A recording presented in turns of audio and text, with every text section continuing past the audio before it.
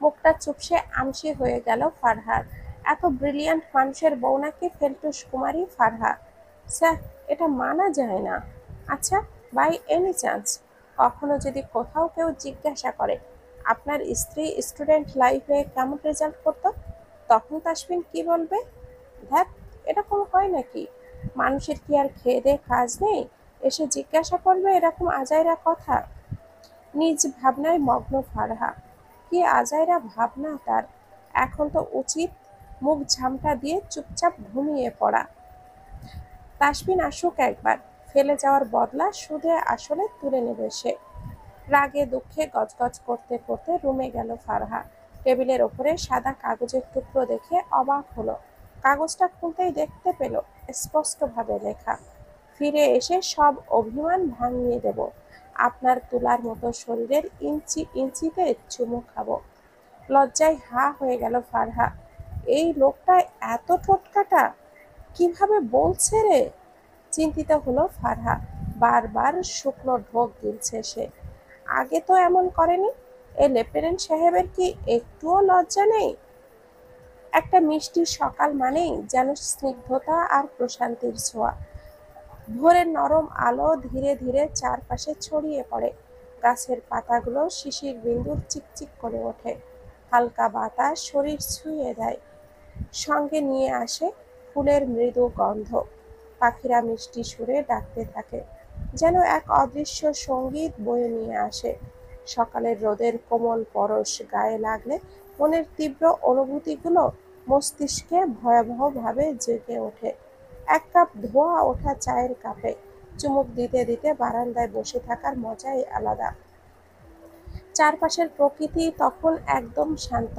মনে হয় যেন পৃথিবী একটু ধীর হয়ে গিয়েছে, শুধু অনুভব করার জন্য।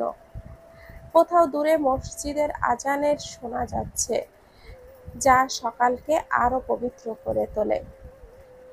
বারান্দায় বসে বসে গল্প করে ফারহা এবং রুবেনা শেখ। রুবেনা শেখ আচারগুলো আগে ভাগেই বয়মে ভরে রাখছেন। ফারহা চুপচাপ কফির কাপ হাতে নিয়ে বসে আছে। এখানে আসার পর কেউই তাকে কাজ করতে দিচ্ছে না, বিশেষ করে রুবেনা শেখ তো একদমই না। নিজের মেয়ের মতো রাজরানী করে রেখেছে রীতিমতো। ও আম্মু, বলো। বলছিলাম যে দুপুরে রান্না কি করবেন? আমি রান্না করি। ডান ভুরু কুঁচকে নিলেন রুবেনা শেখ। মুখ ফিরিয়ে চাইলেন ফারহার পানে। রান্না করবি তুই? আমি কি তোকে রান্না করাতে নিয়ে এসেছি এখানে? মুখ ঝামটা দিয়ে বলল রুবেনা শেখ। হতাশ হলো ফারহা। বারান্দায় এলেন রাইমা শেখ। এত ভাবতে হবে না তোমাকে ফারহা, রান্না করে দিয়েছি আমি। আর বুয়া তো চলেই এসেছে, ও সবটা গুছিয়ে নিয়েছে। কথাগুলো বলতে বলতে পাশের চেয়ার টেনে বসলেন তিনি। ফের হতাশ হলো ফারহা। কাঁদো কাঁদো ভাবটা স্পষ্টই ফুটে উঠেছে। বাইরে গাড়ি পার্ক করে ভেতরে আসলেন রেজওয়ান শেখ। নজরে এলো ফারহার ফ্যাকাশে মুখখানি। কি ব্যাপার ফারহা মা, এভাবে মুখটা ভার করে বসে আছো কেন? ফারহার ইচ্ছে করলো হাত পা ছড়িয়ে কাঁদতে। আম্মু আমাকে বসিয়ে রেখেছেন, আমি কি করব? আমার কিছু করতে দিচ্ছে না। মুখটা ফ্যাকাশে করে হেসে দিল রেজওয়ান শেখ। তাই বলে এরকম মুখ করবে? নাক ফুলে ওঠে ফারহার। রেজওয়ান শেখ কিছু সময় ভেবে বলেন, তুমি বরং সবচেয়ে গুরুত্বপূর্ণ একটা কাজ করো। চকচক করছে আখিদয়। কি আব্বু? লম্বা একটা ঘুম দাও। হো হো করে হেসে উঠল রাইমা শেখ। ঠিক বলেছেন ভাইজান। ফারহা, যাও গিয়ে ঘুমাও। আশাহত হলো ফারহা।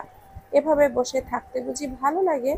যদি একটা কৃষ্ণপুর হতো, তাহলে এতক্ষণে স্নেহাকে নিয়ে ঘুরে বেরিয়ে পড়তো। অথচ এখানে কিছুই চেনে না সে। চিনবেই বা কি করে? ঢাকাতে তো আগে কখনো আসাই হয়নি তার। রাতের শেষ প্রহর। আকাশে এখনো অন্ধকারের চাদরে মোড়া।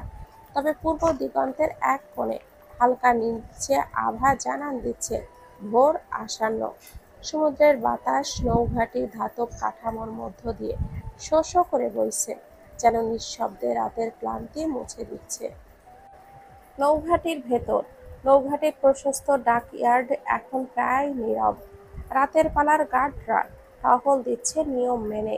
তাদের বুটের চাপা শব্দ প্রতিধ্বনিত হচ্ছে কনক্রিটের মেঝেতে। দূরে অ্যাঙ্কার করা যুদ্ধ জাহাজের ওপর লালচে নেভিগেশন লাইটগুলো টিমটিম করে জ্বলছে, যেন অন্ধকারের বুক চিরে দিক নির্দেশনা দিচ্ছে। মাঝে মাঝে শোনা যাচ্ছে কোনো ইঞ্জিনের ক্ষীণ গুঞ্জন। সমুদ্রের ওপরে কোনো জাহাজ হয়তো তার গন্তব্যের দিকে এগোচ্ছে। লেফটেন্যান্ট কমান্ডার তাসফিন শেখ অবশেষে ফিরে এসেছে। তার ইউনিফর্ম এখনো লবণের গন্ধ মাখা, ক্লান্ত দেহ, কিন্তু চোখ জোড়া সতর্ক। নৌঘাটির গেট দিয়ে প্রবেশ করার সময় তার চোখ আটকে যায় কন্ট্রোল টায়ারের ঝাপসা আলোয়। এত রাতেও কিছু অফিসার ডিউটিতে রয়েছে। কেউ কেউ রিপোর্ট তৈরি করছে, কেউ মেশিন চেক করছে। সে ধীর পায়ে নিজের কেবিনের দিকে এগিয়ে যায়। পাশ কাটিয়ে যায় কয়েকজন জুনিয়র অফিসার, যারা কেবলই নাইট শিফট শেষ করে বিশ্রাম নিচ্ছে। নৌঘাটি ঘড়িতে সময় দেখায় 4টা 10। এখনো কিছুক্ষণ বাকি ভোর হতে, কিন্তু তাসফিন জানে এই স্বল্প সময়ের নীরবতাই তাকে আবারও নতুন দিনের জন্য প্রস্তুত করবে। ইউনিফর্ম খুলে গোসল সেরে উদ্দেশ্য ভেতরে যায় তাসফিন। আপাতত তাকে গোসল নিতেই হবে। শরীর প্রচণ্ড রকমের ঘেমে গেছে, রীতিমতো ঘামের গন্ধ বের হচ্ছে। গোসল শেষে বেরিয়ে এলো, বেডে এসে টান টান হয়ে শোয়। অনেকগুলো রহস্যের জট খুলতে হবে তাকে। লোকগুলো কিভাবে জানলো সেই দিন ওইদিকে কোনো টহলদারি জাহাজ থাকবে না? এতটাই সহজ কি সবটা জানা? তবে কি শস্যের মধ্যে ভূত লুকিয়ে আছে? না না, খুব শীঘ্রই এই সব কিছুর সমাধান খুঁজতে হবে। অবৈধ অস্ত্রগুলো সঠিক স্থানে পাঠিয়ে দেওয়া হয়েছে। তাসফিনকে সেই দিন রাতে কৃষ্ণপুরে কে গুলি করেছিল তার হদিশ পাওয়া গিয়েছে। বর্তমানে চট্টগ্রামে লুকিয়ে বসে আছে সে, রাফজাল নামক এক অপরাধী। তাসফিন ইতিমধ্যেই তার কিছু লোকজন পাঠিয়েছে যাতে করে তাকে ধরা হয়। কতদিন লুকিয়ে থাকবে সে? কখনো না কখনো তো ধরা দিতেই হবে তাকে। তাসফিনের হাত থেকে বাঁচতে পারবে না কখনোই। টিক টিক করে শব্দ করে ঘড়ির কাঁটা ঘুরছে। ফোনটা হাতে তুলে নিল তাসফিন। সময় 4:30 সই সই। এই মুহূর্তে প্রিয় বউটাকে কি ফোন করা উচিত হবে? পুরুষের মন মানতে নারাজ। একটুখানি কথা বলা প্রয়োজন আছে। ঘুটঘুটে অন্ধকারে ডুবে আছে কক্ষটি। বিছানায় গুটিসুটি হয়ে শুয়ে আছে ফারহা, গায়ে পাতলা কাঁথা মুড়িয়ে দেওয়া। ফোনের ড্রিপ ড্রিপ শব্দটি তীব্রভাবে কর্ণকুহর হওয়া মাত্রই নড়ে চড়ে বসল ফারহা, চোখ ভর্তি ঘুম। এই সময়ে কে তার শান্তির ঘুমটুকু নষ্ট করতে উদ্যত হয়েছে? ফোনটা হাতে নেওয়া মাত্রই বুকের বাঁ দিকটা ধুকপুক ধুকপুক শব্দটি প্রগাঢ় হচ্ছে। স্ক্রিনের ওপরে স্পষ্টভাবে লেখা আছে তাসফিন শেখ। ফোনটা কি রিসিভ করা উচিত হবে? হুম, করা উচিত নয়। লোকটা মোটেও সুবিধার নয়। তার কথা কি ভাবে? এই মাঝরাতে ফোনটা কেন করেছে? হ্যালো, বেয়াদব মাইয়া, সালাম কই? থতমত খেয়ে গেল ফারহা। ছোট করে বলল, আসসালামু আলাইকুম। ওয়ালাইকুম আসসালাম। আপনার লজ্জা করে না আমাকে ফোন করছে? চিৎকার কম, না হলে ফিরে এসে গলা টিপে দেব। শিথিল হুমকিতে দমে গেল ফারহা। অপর প্রান্তে লোকটা নিঃশব্দে হাসছে। মিসেস শেখ, হাতটা চেক করো। মিসেস শেখ, খুব আদুরে একটা ডাক। তাহার নিকটে এসে এমন আদুরে ডাক শুনলে গালে গলে যায় একেবারে ফারহা। নিজের হাত দুটো চেক করতে লাগলো ফারহা। আবিষ্কার করলো দুটো সুন্দর বালা। চমকে ওঠে ফারহা। সেদিন সকালে উঠে হাতে এগুলো দেখেছিল। সে ভেবেছিল হয়তো রুবেনা শেখই দিয়েছে। পছন্দ হয়েছে মিসেস শেখ? আপনি নিতান্তই অসভ্য লেফটেন্যান্ট সাহেব। অনুমতি ব্যতীত আমার হাত ধরেছিলেন? বিরক্ত হলো তাসফিন। ক্ষিপ্ত মেজাজে বলে, আহ, চিৎকার পছন্দ নয় মোটেও। আস্তে কথা বলো। মুখখানি চুপসে গেল ফারহার। ফের গম্ভীর স্বরে বলল তাসফিন, আমার উপর রাগ করা তোমার জন্য বারণ আছে সুখ। রাগ করতে পারবে না তুমি। সে যতই অন্যায় করি, কারণ স্রষ্টা আমার সব সুখ তোমার মাঝেই দিয়ে দিয়েছে। ফারহাদ চুপ করে বসে আছে। আকস্মাৎ তাকে অবাক করে দিয়ে তাসফিন হিসিয়ে বলল, মিসেস শেখ। চিৎকার করে কথা বললে কণ্ঠনালীতে কামড় দেব। চমকে ওঠে ফারহা। আচ্ছা, এখন তো সে দূরে আছে, তাহলে একটু বকলে কি কিছু করতে পারবে? সেই ভাবনা, সেই কাজ। রাগনী হয়ে চট করে বলল, আপনি না ভীষণ খারাপ কমান্ডার। চমকে ওঠে ফারহা। আচ্ছা, এখন তো সে দূরে আছে আছে চমকে ওঠে ফারহা। আচ্ছা, এখন তো সে দূরে আছে, তাহলে একটু বকলে কি কিছু করতে পারবে? যেই ভাবনা সেই কাজ। রাগিনী হয়ে চট করেই বলল, আপনি না ভীষণ খারাপ কমান্ডার। সামনে থাকলে আপনাকে এক ঘুষি দিয়ে নাক ফাটিয়ে দিতাম। পিছেল হাসে তাসফিন। কি বলবে মেয়েকে? উফ, এতটা বাচ্চামো কি তার করা উচিত? তাসফিন যে অন্যরকম কিছু অনুভব করছে। হাতটা আস্ত থাকবে তো ম্যাডাম? দেখা গেল আপনার হাত থেকে শুরু করে আস্তে আস্তে ওপরের দিকে উঠে এলাম। দম বন্ধ হয়ে আসার উপক্রম হারহার। কাকে দেখছে সে? ইস, কি লুচু তার স্বামী! বেমালুম ভুলেই গিয়েছে লোকটাকে টাইট দিতে গিয়ে নিজেই বেফাঁসে পড়ে যায়। আকাশটা ঘন কালো, যেন এক অদৃশ্য চাদরে ঢাকা পড়ে গেছে সবকিছু। চারপাশ নিস্তব্ধ, শুধু দূর থেকে ভেসে আসা কিছু ঝিঁঝি পোকার শব্দ যেন রাতের সঙ্গী হয়ে বাজছে। চাঁদ নেই, তারা লুকিয়ে আছে মেঘের আড়ালে, আর বাতাসে ভাসছে এক অদ্ভুত শূন্যতা। হালকা শীতল বাতাস গায়ে এসে লাগছে, এক অদ্ভুত স্নিগ্ধতা এনে দিচ্ছে মন জুড়ে। রাস্তার বাতিগুলো টিমটিম করে জ্বলছে, যেন ক্লান্ত চোখে রাতের নিস্তব্ধতা দেখছে। দূরের কোনো বাড়ির জানালা দিয়ে ক্ষীণ আলো বেরিয়ে আসছে, কিন্তু তার চারপাশের অন্ধকার এত গভীর যে সেই আলোও যেন হেরে যাচ্ছে জানালার কাছে। চুপটি করে বসে আছে ফারহা। নিঃশব্দের শব্দ শুনতে পাচ্ছে অপর প্রান্তের ব্যক্তিটি। অনেকক্ষণ ধরে চলছে নীরবতা। নীরবতা ভেঙে ফিসফিসিয়ে কেউ বলল, মিসেস শেখ। উত্তর কি করবে ফারহা? কি করা উচিত তার? আপনার হাত স্পর্শ করুন আবার, চমকায় ফারহা।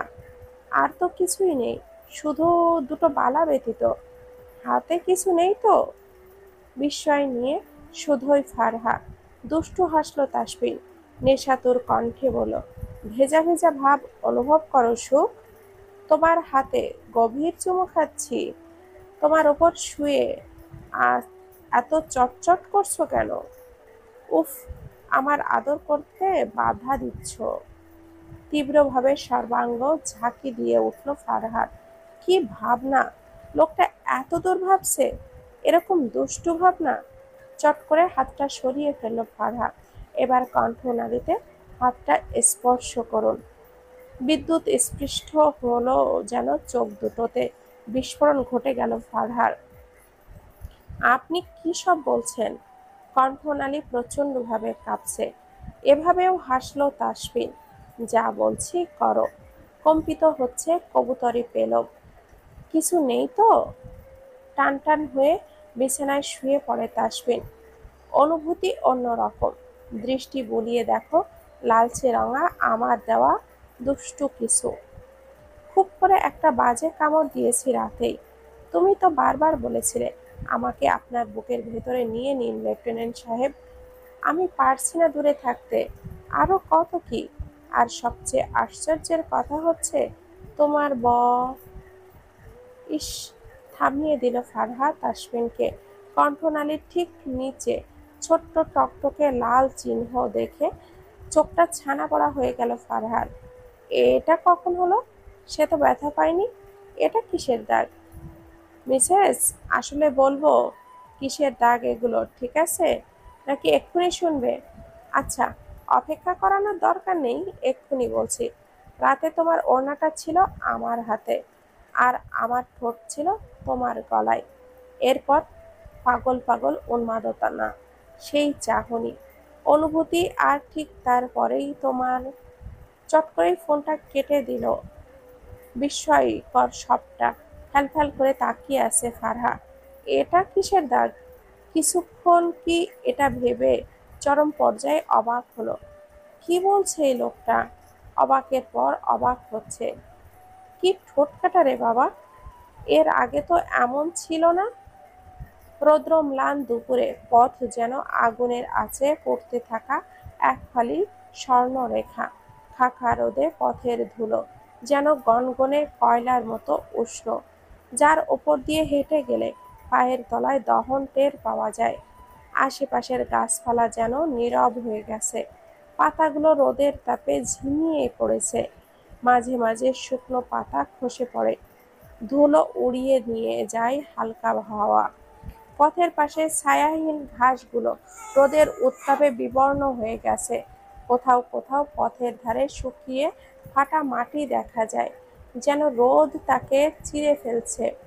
ফাঁকা রাস্তায় এক আধটা ছায়া খুঁজে ক্লান্ত পথিক আশ্রয় নেয়, গাছের গোড়ায় বসে ঘাম মুছে নেয় হাতের চিলতে কাপড়ে। দূরের কোথাও এক কাক তৃষ্ণার্ত কর্কশ স্বরে ডেকে ওঠে। পাশের কোনো শুকনো ডোবা থেকে ব্যাঙের লুকিয়ে থাকা ডাক শোনা যায় ক্ষীণ স্বরে। বাতাস পর্যন্ত ক্লান্ত, অলস এক চিলতে গরম হাওয়া যেন নিয়ে আসে, যা শরীরে লাগলেই অস্বস্তি বাড়িয়ে তোলে। ফারহাকে বগলদাবা করে নিয়ে যাচ্ছে ঝুমুর। তাসফিনের কড়া হুকুম, যাতে করে ফারহাকে তার কলেজে ভর্তি করানো হয়। ঝুমুর এই বছরে অনার্সের তৃতীয় বর্ষের ছাত্রী। ফারহা যদি তার কলেজেই ভর্তি হয় তাহলে সুরক্ষিত থাকবে। সৌহার্দ্য কাল সকাল সকাল গিয়ে ফারহার সব কাগজপত্র নিয়ে চলে এসেছে কৃষ্ণপুর থেকে। খচ্চর বেটা, তাকে শান্তি দিচ্ছে না। কষ্টে বুকটা ফেটে যাচ্ছে ফারহার। বিয়ে হয়ে এসেছে ৩-৪ দিন হলো সবে, এর মধ্যেই পড়ার ভূতটা ঘাড়ে চাপিয়ে দিতে চাইছে এই লোক। মুখের শোচনীয় অবস্থা দেখে হাসি পাচ্ছে ঝুমুরের, কিন্তু সশব্দে হাসল না, মৃদু স্বরে হেসে শুধোয়। মন খারাপ ছোট ভাবি? একরাশ বিরক্তি নিয়ে বলে ওঠে ফারহা। তোমার ভাইয়ের আমার শান্তি সহ্য হয় না, তাই না? অট্টহাসিতে ফেটে পড়ে ঝুমুর। বিনুনি টেনে নিয়ে বলে ফারহা, আহ কষ্ট! দেখো ভাইয়া কিন্তু যা করছে তোমার ভালোর জন্য করছে। চিকন নাকের ডগা ফুলে ওঠে ফারহার। কচু করছে, এই ভালোটা কিছুদিন পরে করলে কি হতো না? জীবনটা প্যারাময় করে বানিয়ে দিচ্ছে। ঝুমুর বেশ বুঝতে পারছে ফারহার পড়াশোনার প্রতি আগ্রহ খুবই কম, তবে তাসফিনের আদেশ অনুসারে তাকে পড়ানোর দায়িত্বটা ঝুমুরের ওপরেই পড়েছে। হুম, এরকম করলে হবে না, ভাইয়া ফিরলে খবর আছে। কষ্টের বুকটা ফেটে যাচ্ছে ফারহার। এ কোন মুসিবতে পড়লো সে? বউ ফেলে চলে যাওয়া স্বামী, আবার পড়াশোনা নিয়ে পড়েছে। উফ, এগুলো মানা যায় না। কলেজ প্রাঙ্গণে প্রবেশ করতেই ঝুমুর নিজ দায়িত্বে তাকে ভর্তি করিয়ে দিল। ফারহা চাইলে আজ থেকেই ক্লাস করতে পারে। এই তো গতকাল নাকি তাদের নবীনবরণ অনুষ্ঠান হবে, চারিদিকটা সাজানো গোছানো হচ্ছে। মনে পড়ে যাচ্ছে স্নেহার কথাটা। মেয়েটা নেই, মনটা ভারী হয়ে আছে তার। স্নেহা, ইস, যদি তুই একসাথে থাকতিস তাহলে কত ভালোই না হতো। মন আঙিনায় খারাপ লাগারা ভিড় জমিয়েছে। ছোট ভাবি, এখানে দাঁড়িয়ে থাকো, এক্ষুনি আমি আসছি। চমকাই ফারহা ব্যতিব্যস্ত হয়ে বলল, কোথায় যাচ্ছ আপু? তুমি দাঁড়াও, ফর্ম পূরণ করেই অফিস রুমে জমা দিয়ে আসি। ফারহার কথা আর বাড়ালো না, চুপটি করে বেঞ্চে বসে পড়ল। ঝুমুর হাতের ফর্ম নিয়ে এগিয়ে গেল অফিস রুমের দিকে। হ্যালো বিউটিফুল লেডি, পুরুষালী কণ্ঠস্বরে ঘাবড়ে গেল ফারহা। চকিত দৃষ্টি ঘুরিয়ে সেই দিক পানে চাইল। হলুদ রঙার টি শার্ট জড়িয়ে এক পুরুষ কাঁধে ব্যাগ নিয়ে দাঁড়িয়ে আছে। দেখে বোঝাই যাচ্ছে ফারহার থেকে বয়সে অনেক বড় হবে। আমাকে বলছেন? খানিকটা অস্বস্তি নিয়ে শুধোই ফারহা। প্রতি উত্তরে চমৎকার হাসি উপহার দিল সেই অচেনা পুরুষ। জি, এখানে তুমি ছাড়া তো আর কাউকে দেখছি না। আকস্মাৎ তুমি সম্বোধনটা মোটেও পছন্দ হলো না ফারহার। ঠিক আছে, বুঝলাম, তবে আপনি কি আমার পরিচিত? দুই দিকে মাথা নাড়িয়ে বলল সেই পুরুষ।